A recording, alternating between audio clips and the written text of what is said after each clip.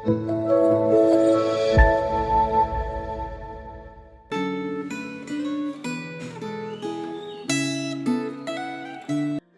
jemaat yang dikasihi oleh Tuhan.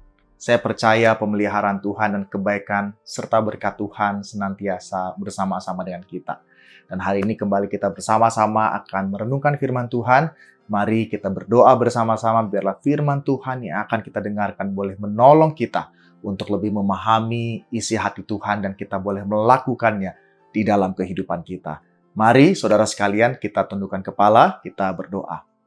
Bapa di sorga, kami bersyukur ya Tuhan untuk hari ini. Satu kali lagi kesempatan yang Kau berikan bagi kami untuk kami boleh hidup, untuk kami boleh menyenangkan, memuliakan nama Tuhan.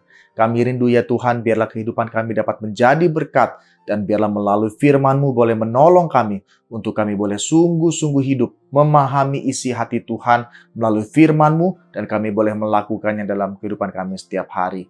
Kami rindu untuk menyambut firman-Mu ya Tuhan. Berbicaralah kepada setiap kami karena kami siap untuk mendengar.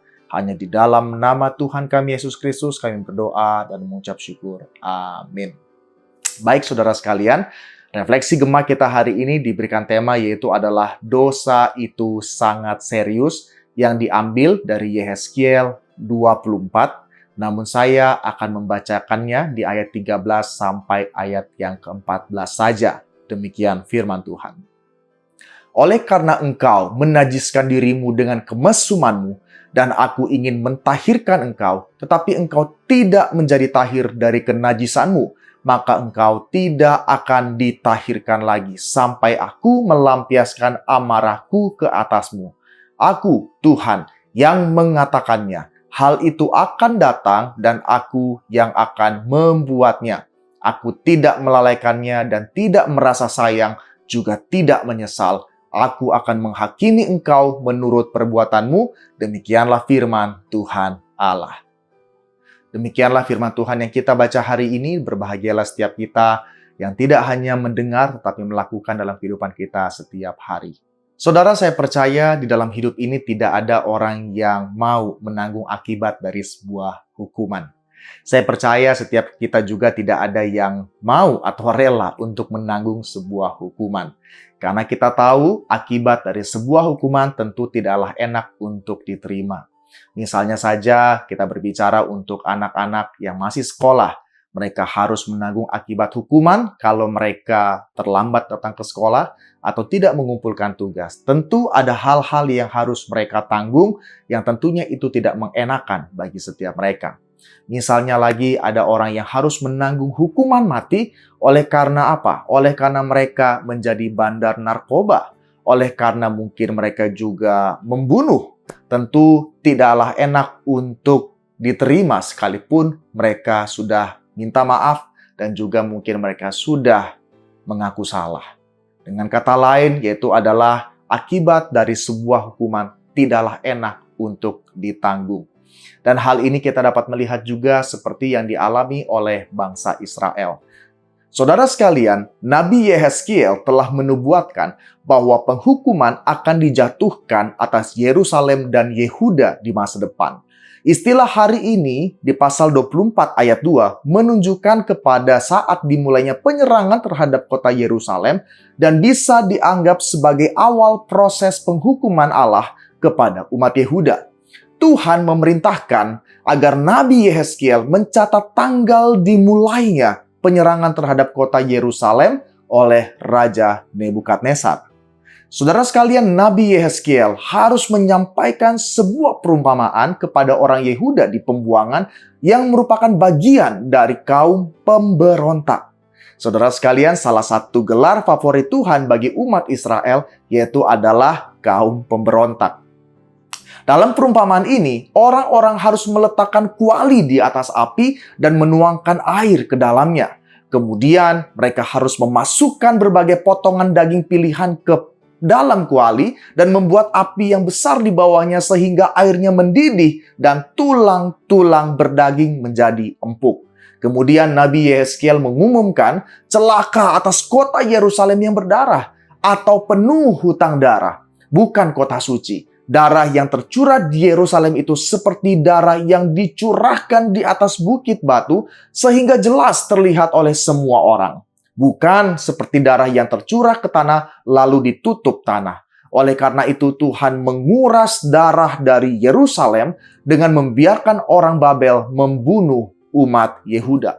Sebagaimana penduduk Yerusalem telah menumpahkan darah secara terang-terangan, Tuhan juga menumpahkan darah kepada mereka secara terang-terangan.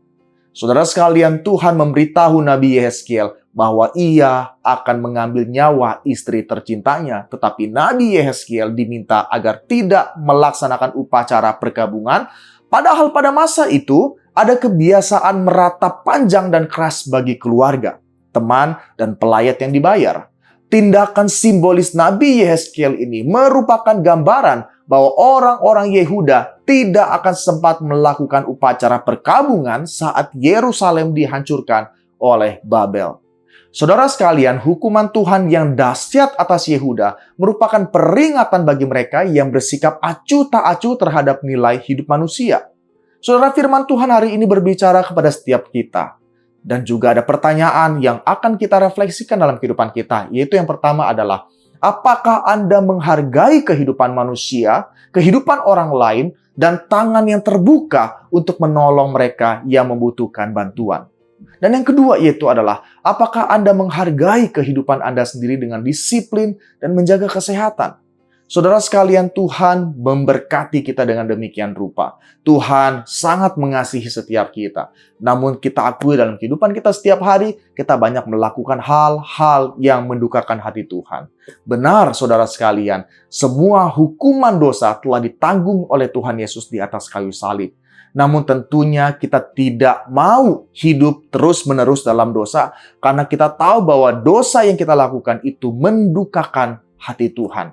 Saudara sekalian, biarlah firman Tuhan hari ini boleh mengingatkan setiap kita untuk senantiasa mencintai Tuhan, untuk menghargai kasih karunia-Nya, dan hidup senantiasa untuk menyenangkan, memuliakan Dia. Bukan tenggelam dan terjerembab dalam dosa, dan hidup menikmati di dalamnya. Biarlah firman Tuhan ini boleh kita lakukan dalam kehidupan kita setiap hari. Mari kita tundukkan kepala, kita berdoa.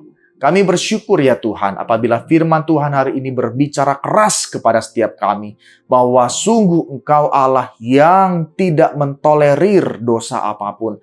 Kami berdoa ya Tuhan biarlah dalam kehidupan kami yang telah ditebus oleh Tuhan, kami boleh hidup senantiasa memuliakan-Mu, menyenangkan-Mu. Oleh karena itulah yang Tuhan sukai.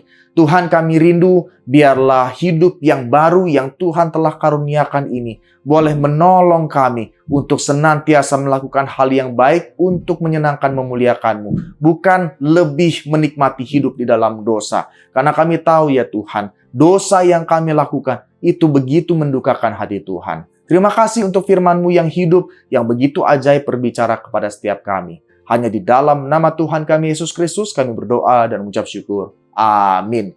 Biarlah firman Tuhan hari ini memberkati setiap kita. Tuhan Yesus memberkati.